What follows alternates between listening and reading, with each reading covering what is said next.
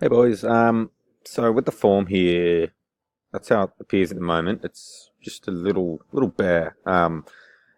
So it's not our problem. That's what they sent us, so that's what we've got to work with. But if we can add in something, so this is what theirs looks like. Yeah, I can add in that.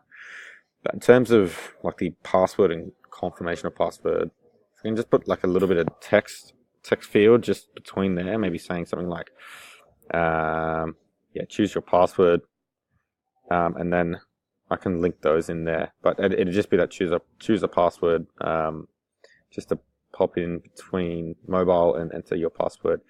Could we also make the button maybe same color as the button here, if it's possible? If not, don't worry about it. But yeah, try and make it that red color, just so keep it consistent.